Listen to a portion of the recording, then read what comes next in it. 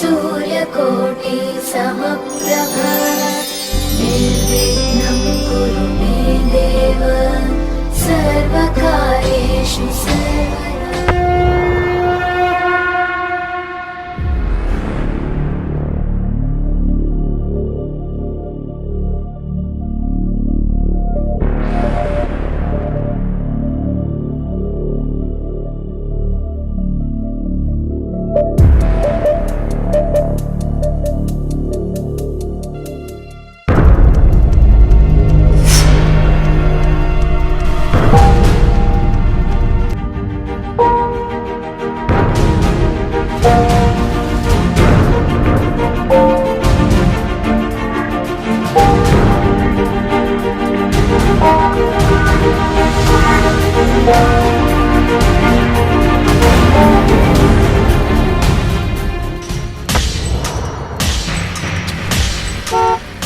देशात सर्व काही सुरळीत सुरू असताना एके दिवशी अचानक देशावर कोरोना या विषाणूचं भयानक संकट येतं। पर्यायानं देश लॉकडाऊन करावा लागतो।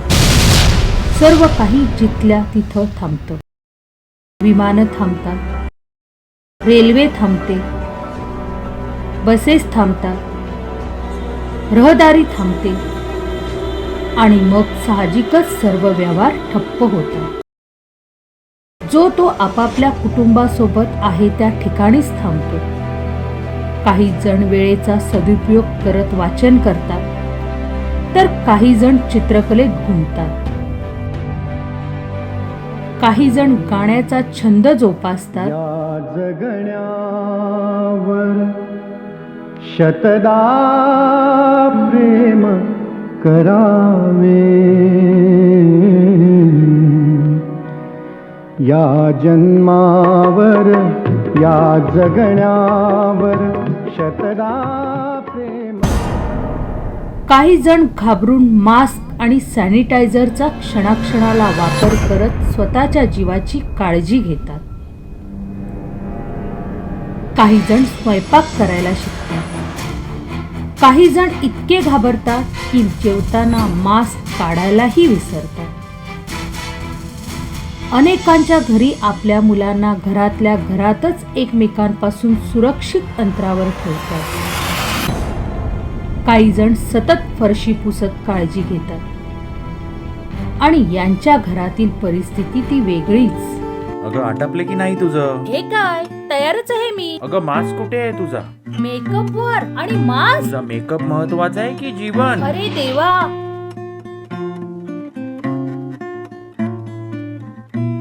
अहो काय हे, कसं दिसतंय?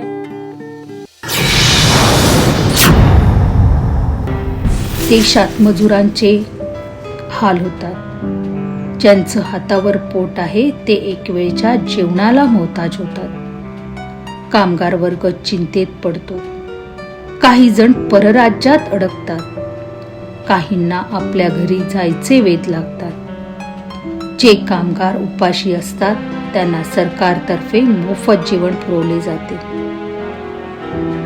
अनेक समाजसेवक, उद्योगपती पुढे येऊन मानवतेचा धर्म पाळतात। सामाजिक कार्यकर्त्या तथा माजी नगरसेविका नीता माळी यांनी सामाजिक बांधिलकी जपली आहे।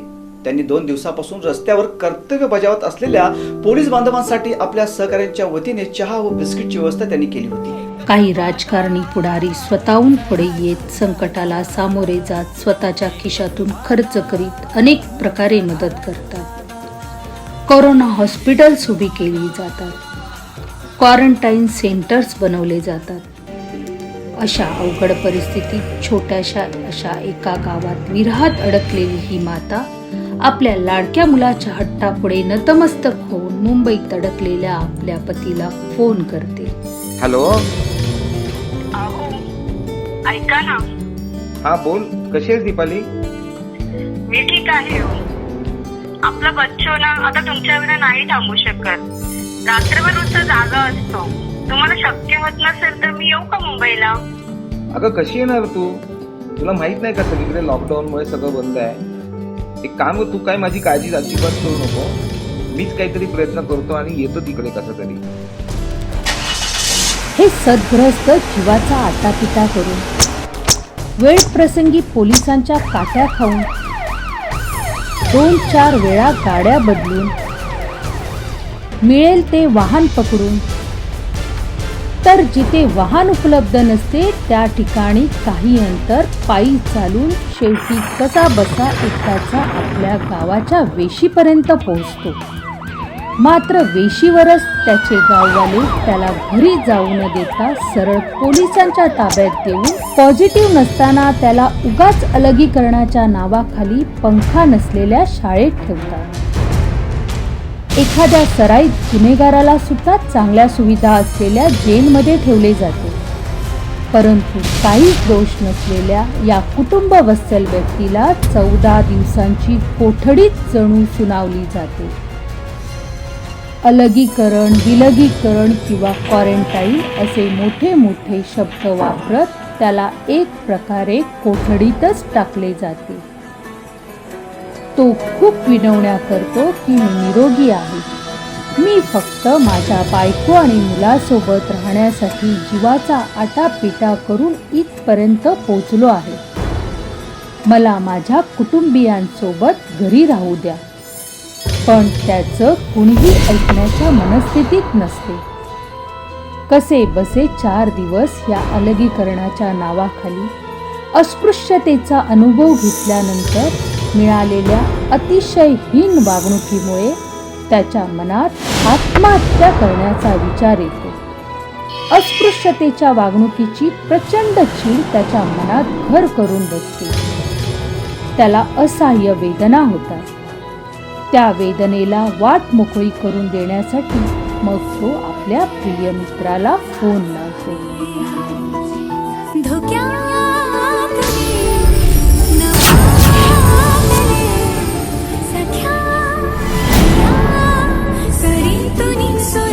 हॅलो, हा बोल ना मित्रा. आणि मित्रा, गडे किती चांगले होते रे ते दिवस.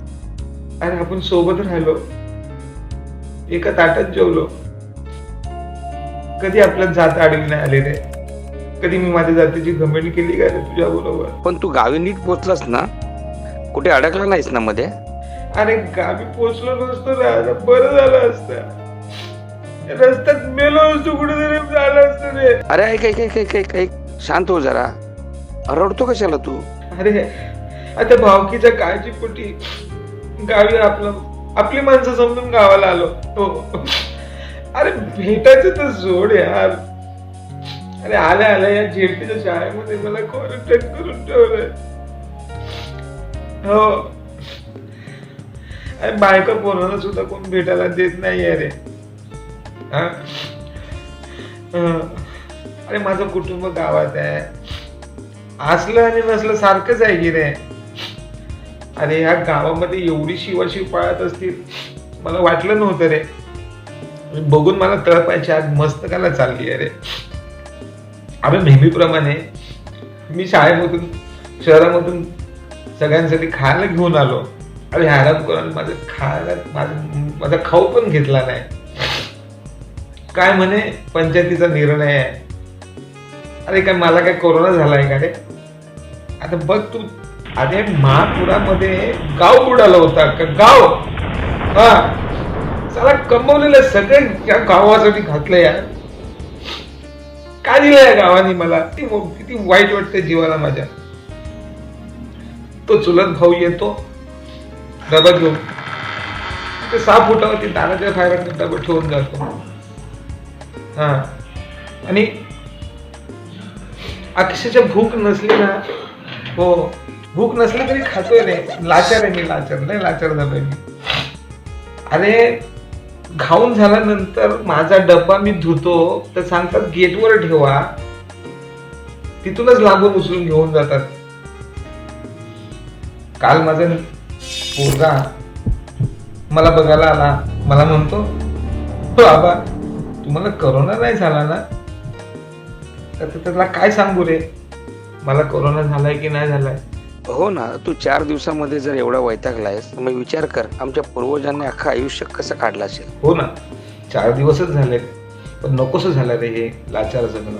अक्षरशः जीव द्यायला, हो जीव द्यावाच वाटायला लागलाय मला. सकाळी तसा प्रयत्न पण करणार होतो, सकाळी बायको आणि मुलगा लांबून मला बघून गेले. त्यांना पाहून तो विचार पण डोक्यातनं काढून टाकला. अरे ते रस्ते भेटायला आले ना तर खरंच मी माझ्या जीवाचं काहीतरी बरं वाईट करणार होतो. नाही तर काय. अरे बिचारी आली, लांबून मला बघितलं, लावला तर पदर तोंडाला, गेली निघून पाठवली. पोरगं तिच्या मागे फडफड निघून गेलं. हो रे, ही शिवाशिवीची अस्पृश्यतेची चीड आमच्या मनात शेकडो वर्ष तुमच्यात होती रे. याचा वनवा महामानव डॉक्टर बाबासाहेबांनी पेटवला आणि या अस्पृश्यतेचं समर्थन आणि मांडणी करणारा मनुस्मृती हा ग्रंथ अक्षरशः जाळला. काय चूक केली बाबासाहेबांनी, सांग ना मला, काय चूक केली? हा, हे खरं आहे मित्रा. आम्ही वरच्या जातीचे लोक ना असाला आमच्याच मस्तीत जगलो.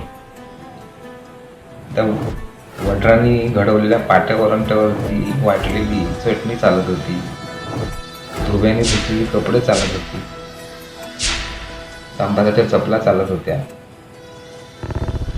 शिल्पाची विजा चालत होती, पोस्टाची लुगडी पण चालत होती. हा,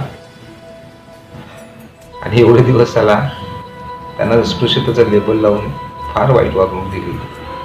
नको रे इतकं मनाला लावून घेऊस मित्रा. तुला याची जाणीव झाली ना, यातच तुझ्यातला माणूस जिवंत आहे याचं मला समाधान वाटते. तुझ्या अनुषंगाने मला माझ्या पूर्वजांना उच्चवर्णीयांनी शेकडो वर्ष केलेलं क्वारंटाईन आठवलं बघ. डोळे पुस मित्रा, हेही दिवस जातील. सॉरी मित्रा, मला माझ्या पूर्वजांनी वागलेल्या गोष्टीची आता खूप पश्चाताप होतो. त्या क्वारंटाईन सेंटरमध्ये मला त्या सगळ्या गोष्टीची प्रचिती आली रे. आम्ही खूप चुकीचं वागलो तुमच्याशी. नको तू जास्त मनाला लावून घेऊस मित्रा. आज मनापासून तुला एक सांगू का, खरंच एक बोलायचं तुझ्याशी. बोलू का? अरे बिंदास बोल रे, बोल बोल बोल, ऐकतोय मी. खरंच महामानव डॉक्टर बाबासाहेब आंबेडकरांनी अस्पृश्यता निवारणाचं जे काम केलंय ना, त्या कामाला जगामध्ये तोड नाही रे. त्या महामानवाला माझा त्रिवार प्रणाम. आणि पुन्हा एकदा सांगू शेवटी, गर्वाने आणि मनापासून बोलतो, जय भीम. मानिले आजवर आम्हाला माणुसकीची जाणच नव्हती मत प्रवाहाला. देव म्हणून आजवर पूजले पाषाण मूर्तीला.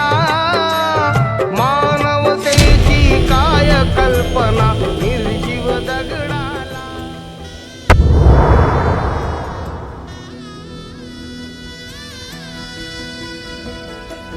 होणारा होताला जाणारा जाताला मागे तू फिरू नको. उगाच सांडून खैराची संगत खोट्याची धरू नको.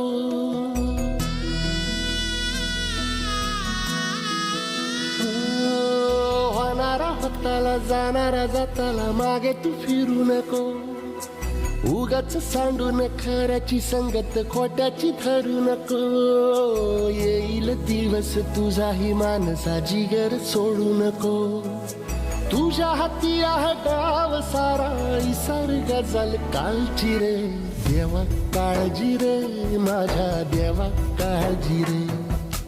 देवा काळजी रे माझ्या देवा काळजी रे.